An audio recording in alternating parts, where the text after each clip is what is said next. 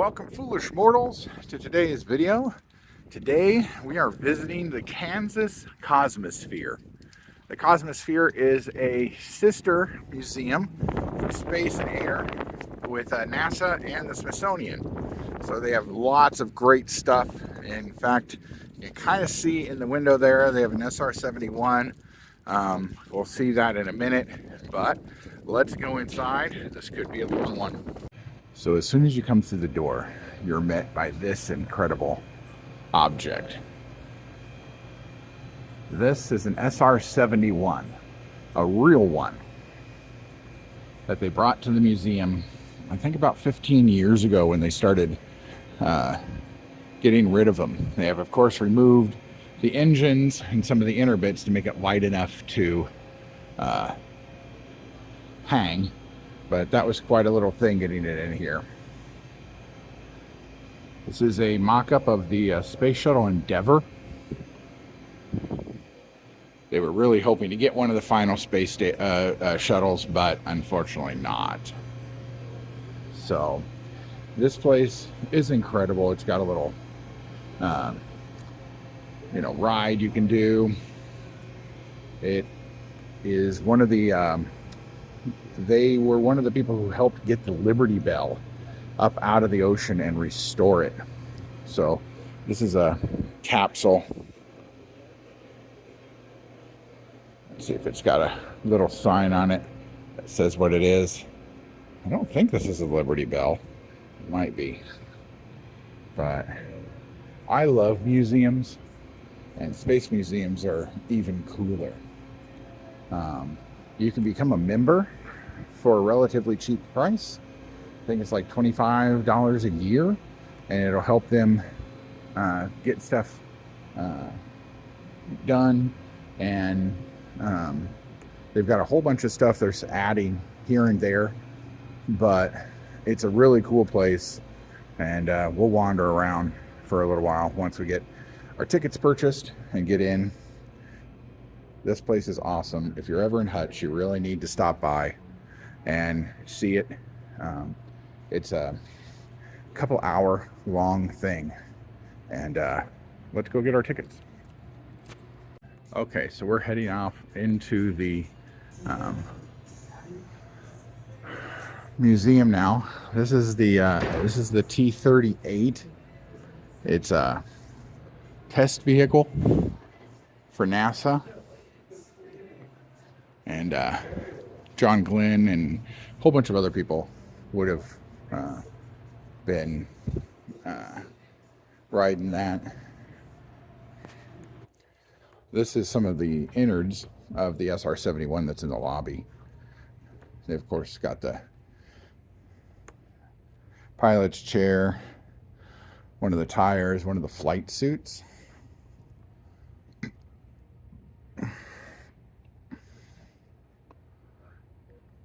Control panel.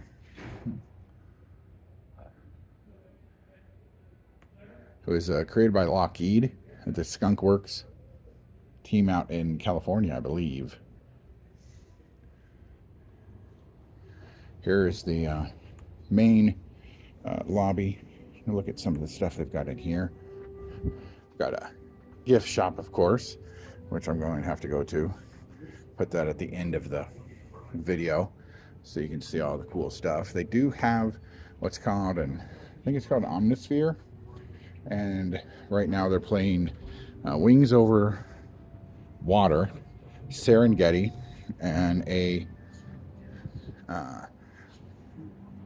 travel video about Ireland. Hey, it's flipping over right now. With narrated by Liam Neeson. So this is a really cool mural that was done by a local artist. It shows the SR-71, the Liberty Bell, the space shuttle, the space stations, Skylab, and how we're all connected to space.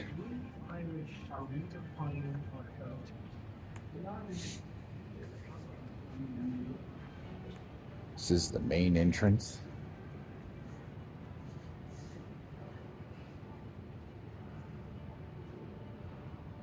Let's go down there.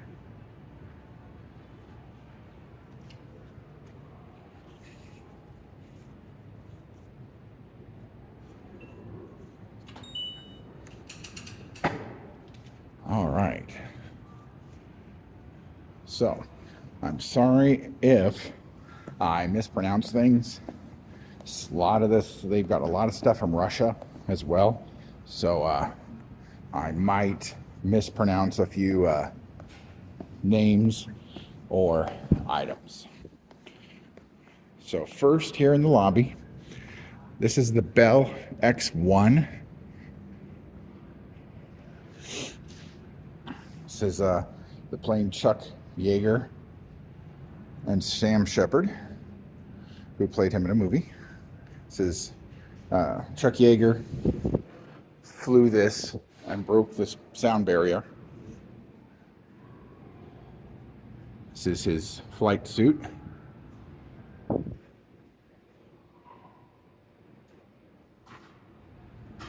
You can see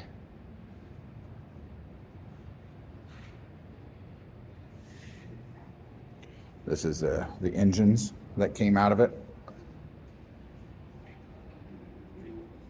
XLL 11 engine. Here's a little, it's the front of the engine here.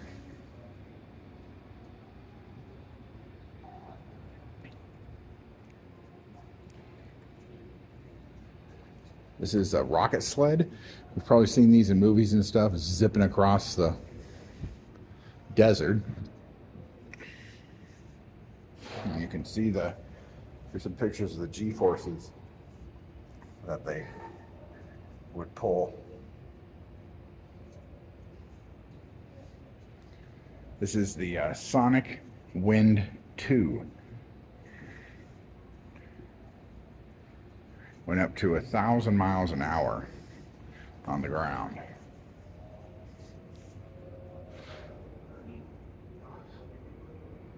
I think we're going the wrong way. Let's zip this way. So, one of the first exhibits they have is about the V2 rocket. The V2 rocket was a Nazi Germany invention that rained hell upon Europe during the war. Yeah, there we are. You can see the V stood for vengeance. And as always, this was going to win the war for the Nazis, and it did a lot of damage, mostly assembled by slave workers and Jews and others from concentration camps. Before Hitler, Germany was known for its rocket programs and stuff, but unfortunately it really pushed the envelope and used it for evil. Little history on the Treaty of Versailles and the rise of Hitler.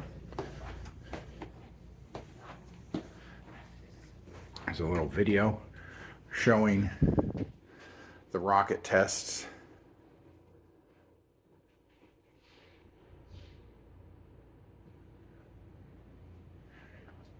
You had the V1, which preceded it, and then the V2.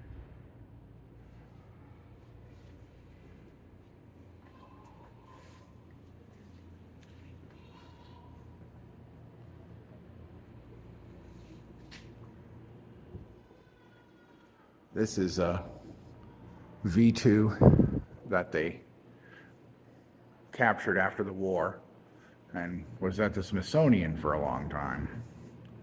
And now it's here.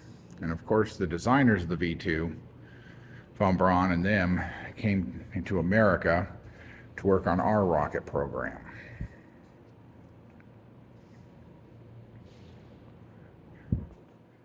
There's a video of the Me-163 flying. This was a rocket-powered interceptor, basically.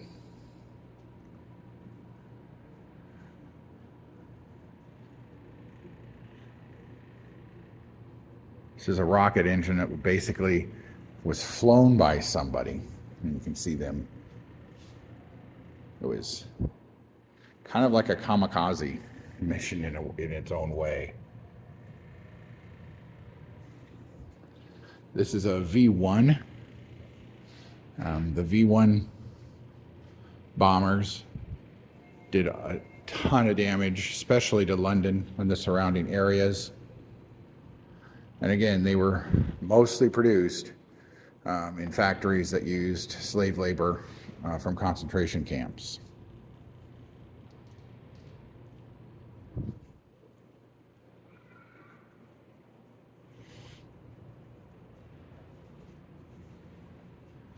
Here's the back end and the engine of that V2.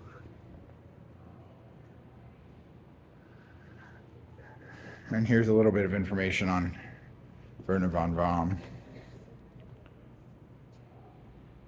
before he came to America. And here's the red dots are V1 bombings. The purple are V2s. And so you can see London was really devastated.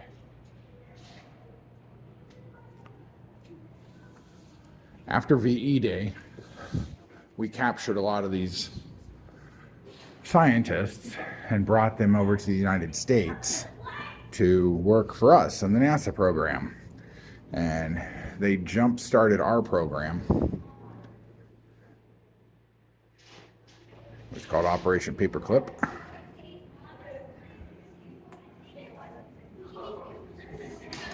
And then over here, where we were before,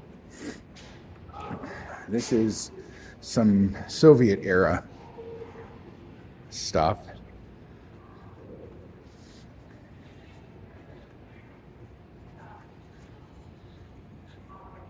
This is the Redstone rocket.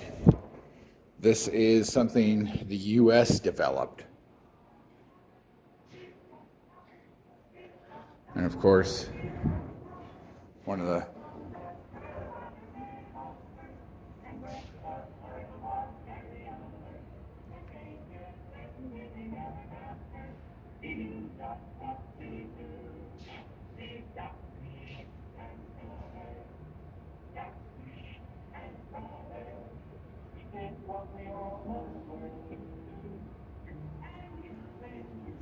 threat of nuclear war was so real they ran drills in schools, and they thought duck and cover would save you. Here are the icons of the Cold War, Lenin and Uncle Sam.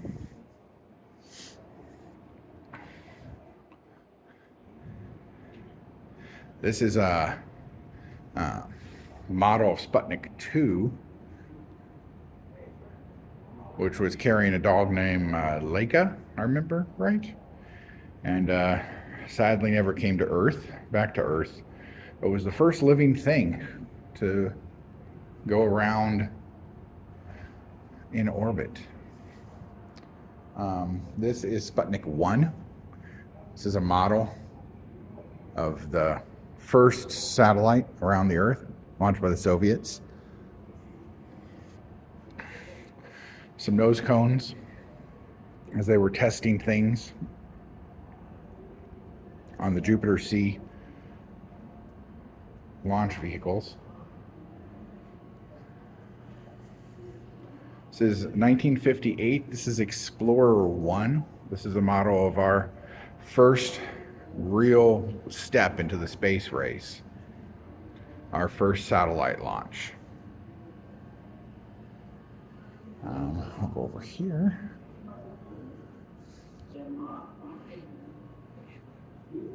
In 1958, Eisenhower formed NASA.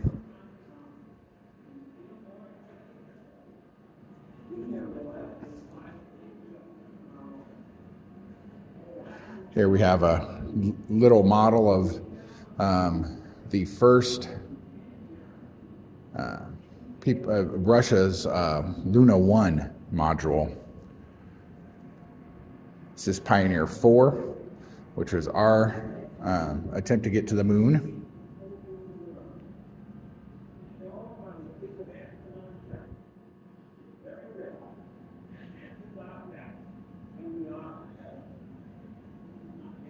This is actual glass removed from the launch rooms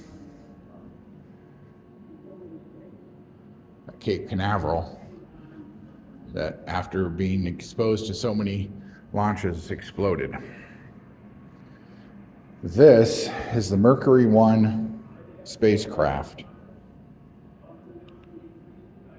This capsule was the first Mercury to be launched on an Atlas rocket, and it failed horribly.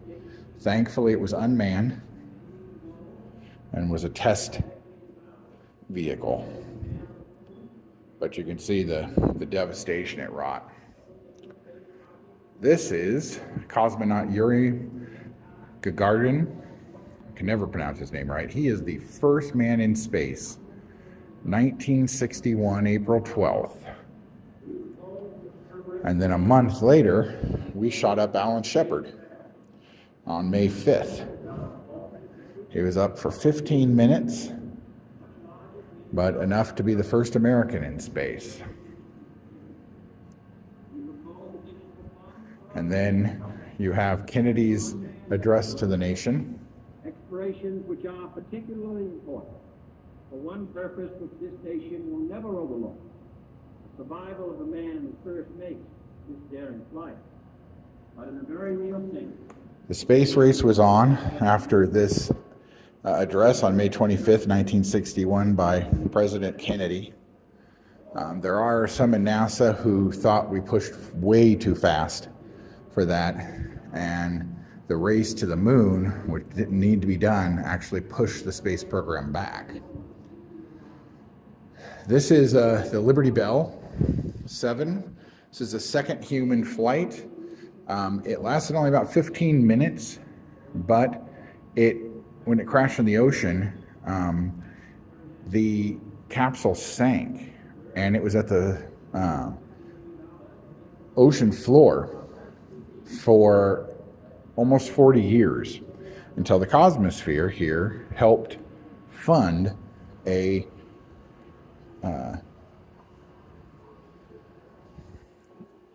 exploration.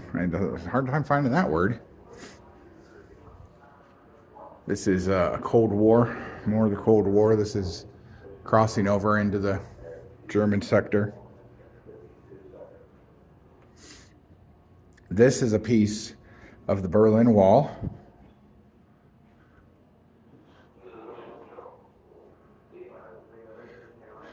That is Premier Khrushchev and his famous speech about burying the United States.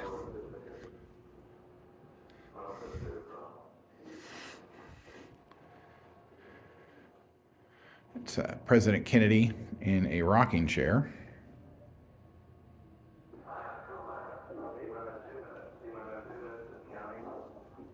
You can hear the countdowns going in the background. This is Red Thunder, RD-107 rocket engines used by the Soviets. We'll catch up with that. And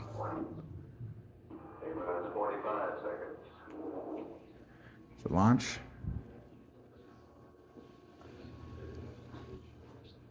T-minus 30 seconds.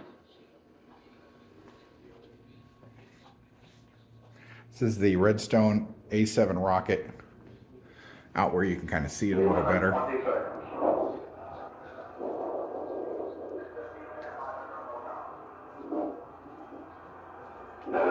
Stand by the terminal count. 10, 8, 7, 6, 4, 3, 2, 1, 0.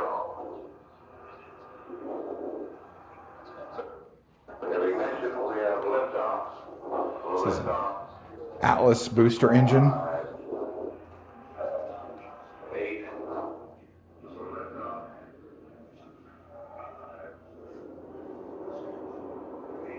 Gemini and Titan were next. This is the first chimp into space.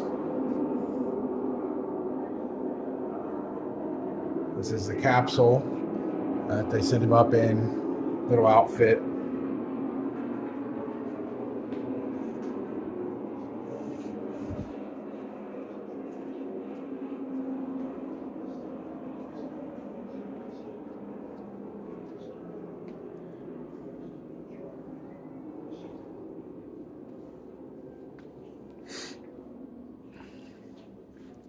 This is some more Soviet gear. Things used in their training.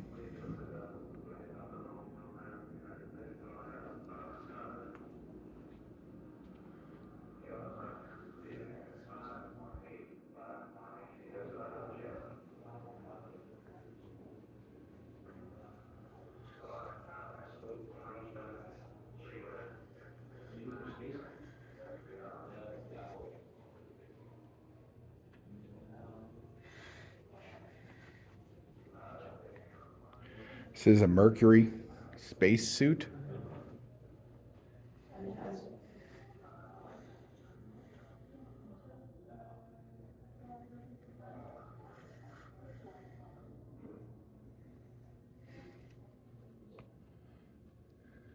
This is a mock-up of the Mercury cabin. I mean, look how small this thing is.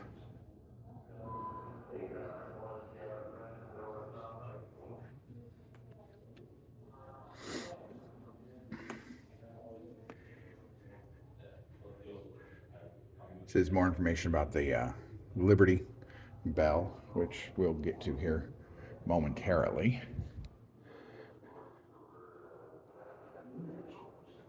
This is a display about John Glenn, first American in orbit.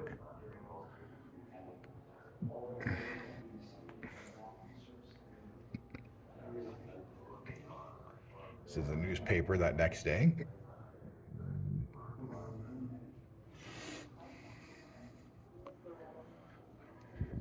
Gordon Cooper's flight. Wally Schirra, John Carpenter.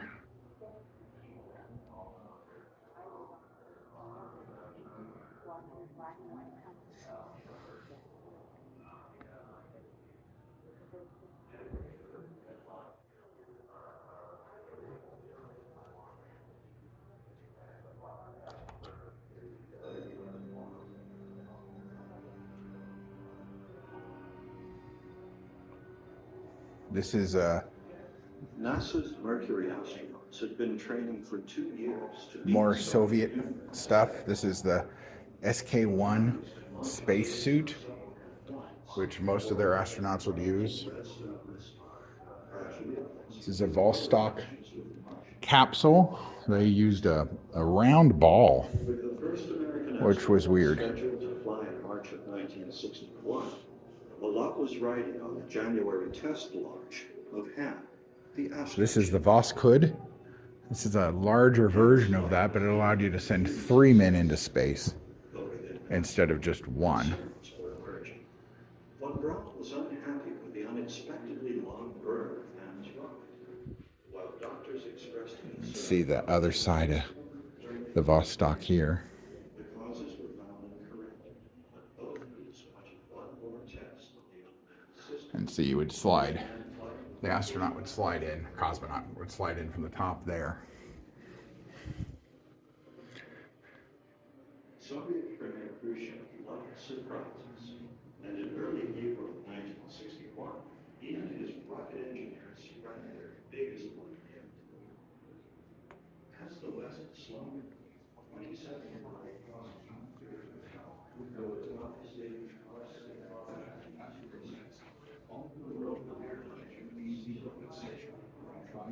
Of course, the space race was taken up in pop culture. You have the Major Matt Masson space exploration game. Of course, you had stuff like Star Trek. Some costumes. This is the Gemini spacesuit. It's worn by Mercury astronauts.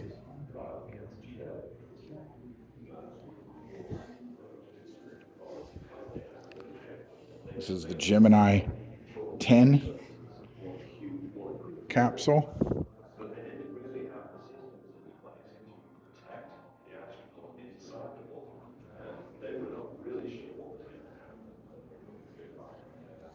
And this is a full-size replica of the Liberty Bell.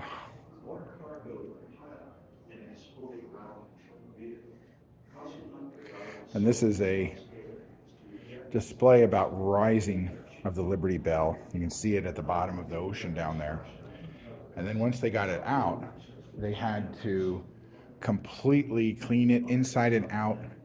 And it was, the corrosion of the ocean was pretty bad.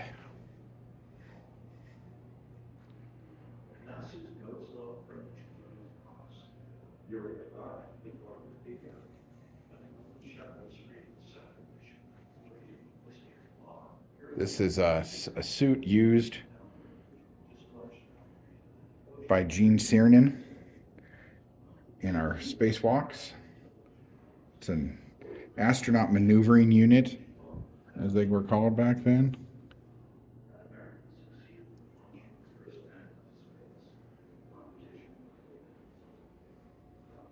A clip, make sure you don't float away.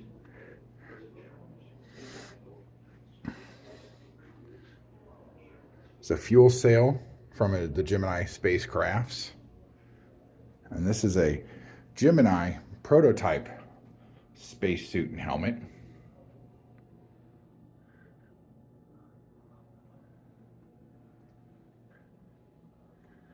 And some more little pieces, a harness,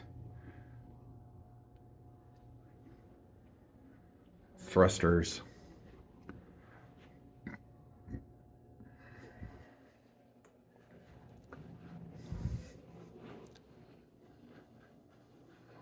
Okay, I think I've walked myself into a corner.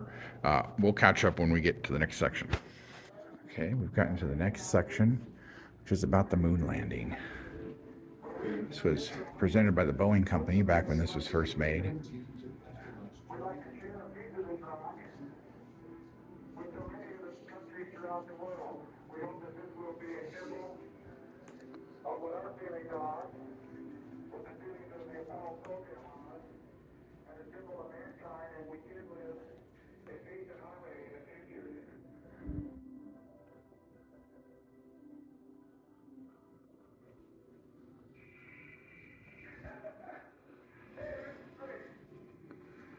And these are all the space missions that went to the moon.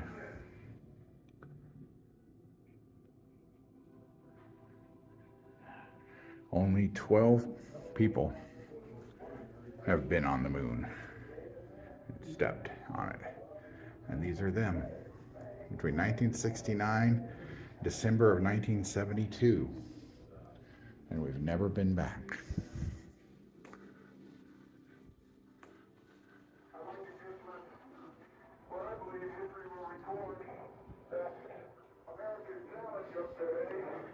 This is the Saturn V rocket.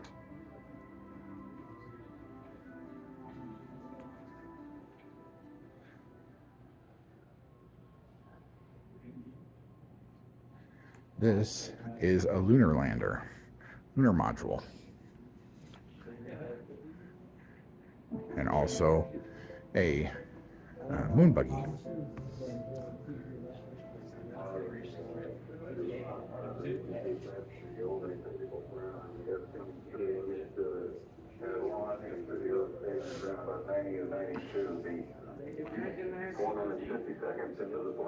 These are suits that were used to walk on the moon, and their golf cart.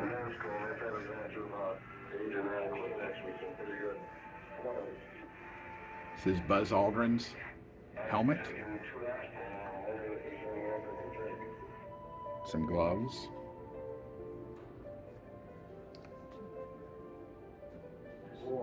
3, 2, 1, 0. We have commit. It's an oxygen purge system. Liftoff at 7:51. Liftoff, the clock is running. Shows you how the docking system worked.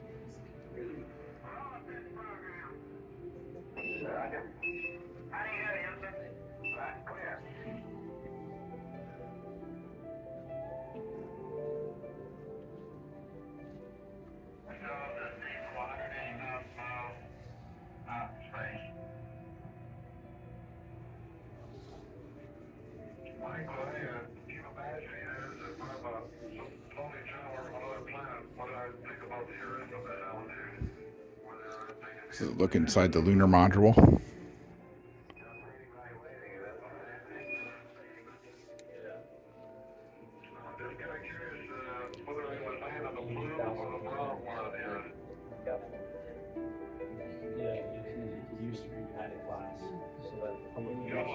Florida now, we can see the Cape just the point. Yeah. We're trying to figure out what it needs And at the to same do. time, we can see Africa. West Africa is beautiful. I can also see Gibraltar at the same time I'm looking at Florida.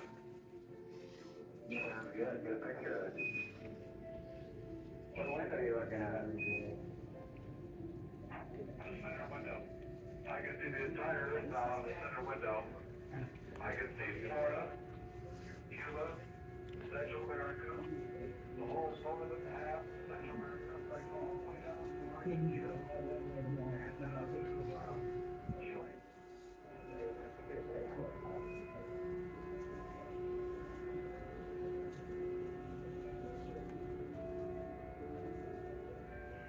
Coming up here are some of the mission controls from Houston that were used during the Apollo launches.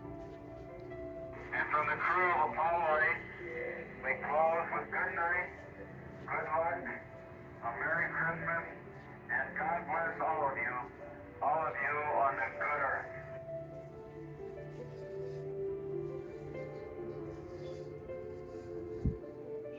Okay, we're rolling to a good show. This is a collection of all the different cameras used during the space program.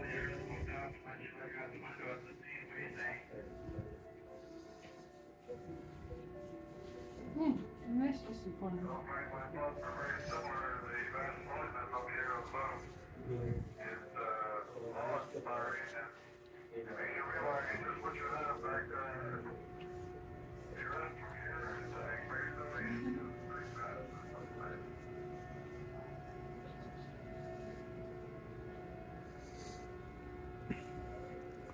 There's a whole bunch of stuff from Skylab, from Apollo 16, Apollo 12, Apollo 8. NASA has been very generous in the stuff they've allowed the Cosmosphere to use. But again, I think I've walked myself into a corner. Let me see if I have missed anything. This is the spacesuit worn by James Lovell.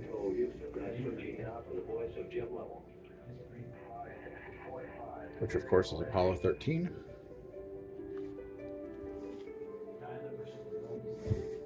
This is the Odyssey capsule that's behind us that we looked at a couple minutes ago. And they started restoration here because they have become the premier place to repair spacecraft. Some food.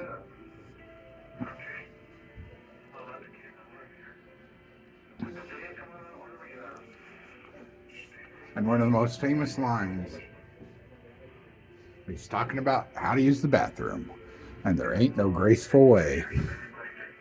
This is Ron Evans. He was the command pilot on Apollo 17.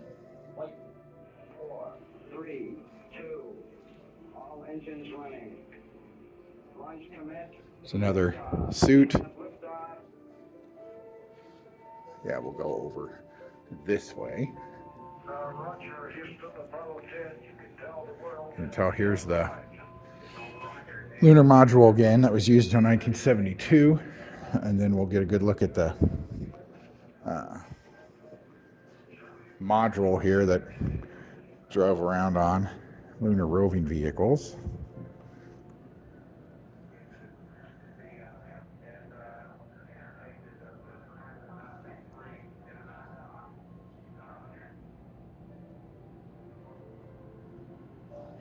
This is a rock from the moon brought back to us by Apollo 11.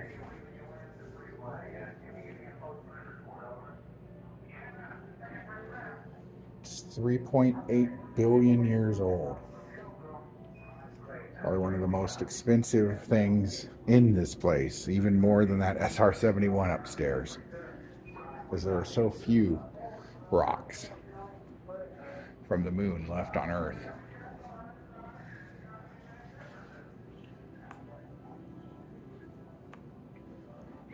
So you can see coming up, this is the Apollo 11 turbo pump at LOX Dome.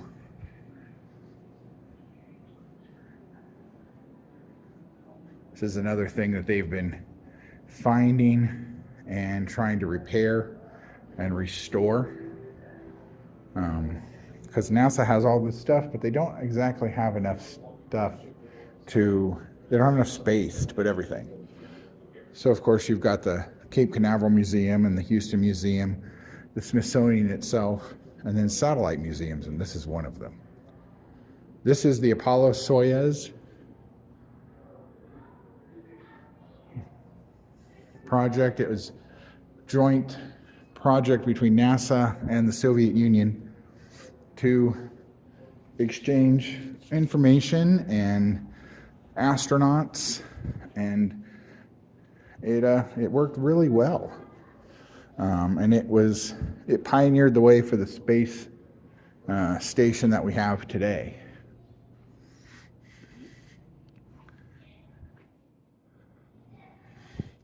We're kind of moving more into the modern day, as it were. This is an overview of the space shuttle fleet. Of course, we started with the Enterprise, then the Columbia, and the Challenger, and Discovery, Atlantis, and Endeavour.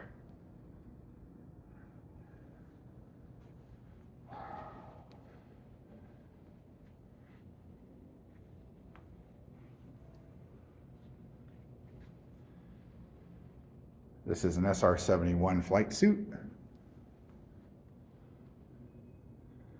And just a few things off the space shuttles. This is one of the tires off the landers.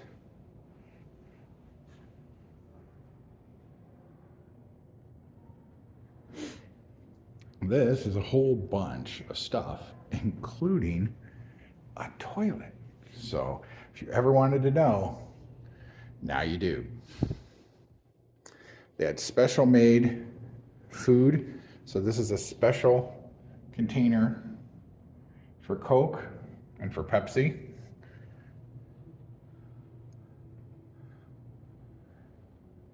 Some clothes, socks.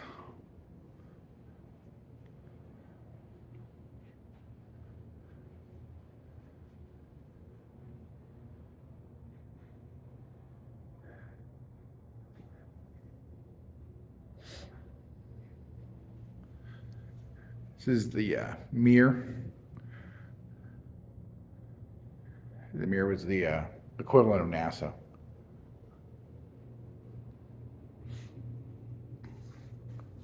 Some differences between the two space suits. This is the space station. They don't have a lot of the space station stuff.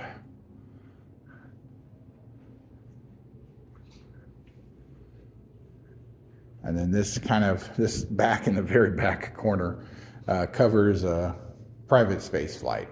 Sierra Nevada, SpaceX, Amazon, that kind of thing. And this, I believe, last exhibit we're going to see, but I don't know what it is. It must be doesn't have a very good Must be one of these private corporations that's doing stuff now. And here's a model of the International Space Station as it looks today. So we're going to head back up top now, head to the what everybody's really been waiting for, which is the gift shop. So we'll catch you when we get back upstairs, unless we run into something new. Now, before we go into the gift shop, I had mentioned that you could actually become a member. And when you become a contributor or a supporter or a sponsor, they will add your name to this list that's inside the museum, telling people that you gave money. Patreons, of course, are mostly big companies, Boeing, Dillon, stuff like that. I used to be on here, but I've let my membership slide, and I'm actually going to fix that while I'm here today. So we will go into the gift shop, which is right behind those two gentlemen. They're getting ready for the first shows of Wings Over the Water, narrated by Michael Keaton. All right, so good. We'll talk to you. The Digital Dome Theater is pretty cool. It's kind of an IMAX on a dome. They're showing Avatar at the moment, which I assume would be really cool on that dome theater. So here is the gift shop. And it has everything space related you could want. Glasses and flasks. These really cool descriptions of the planets that spin on their base. They have a clearance section. Mars is my future happy place. Cool.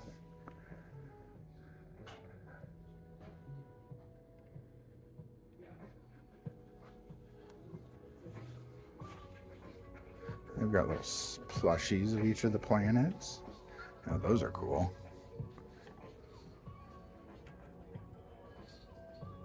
Huh.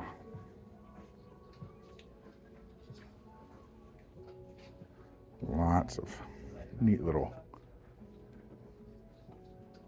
t-shirts, pressed pennies, and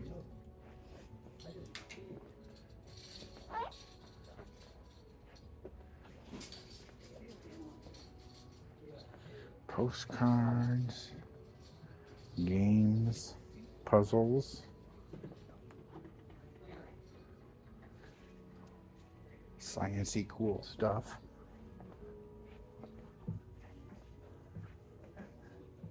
Fake Lego, but still neat. Some hats.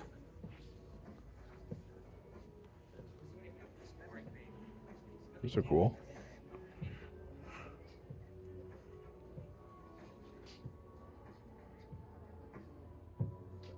It's kind of cool. Space Force stuff. Sweet. I don't know if NASA is technically part of Space Force or if it's part of the Navy still. It might be its own thing. Dogs allowed.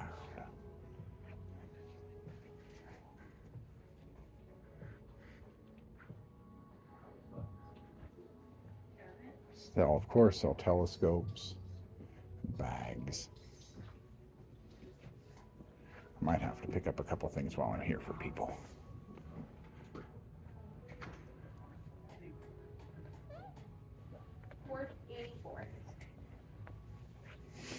Oh, those are cute.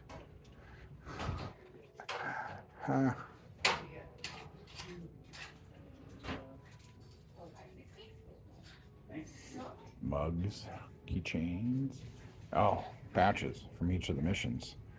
So patches from all the Apollo, all the shuttle missions. Those are cool. Haha. Space ice cream.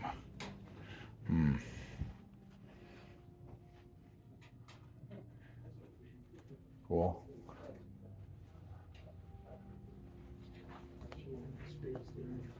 Space shuttles.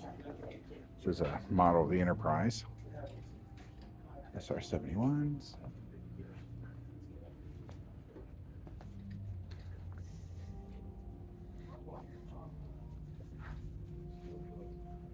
Cool.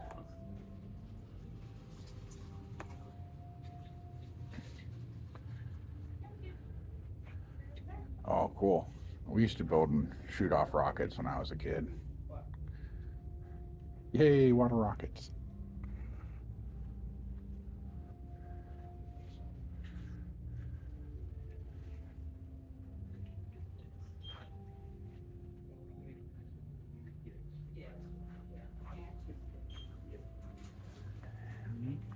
One little section off to the side here left.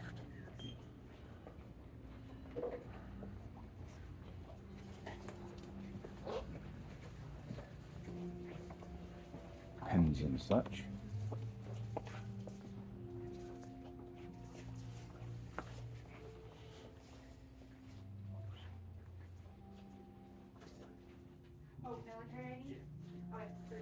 Very cool. Well, thank you guys for coming with me while we wandered around. So again, this is the Kansas Cosmosphere, located in Hutchinson, Kansas. It's real cheap to get into. Come on down, take a look, enjoy some history. Until next time, catch you guys on the flip side.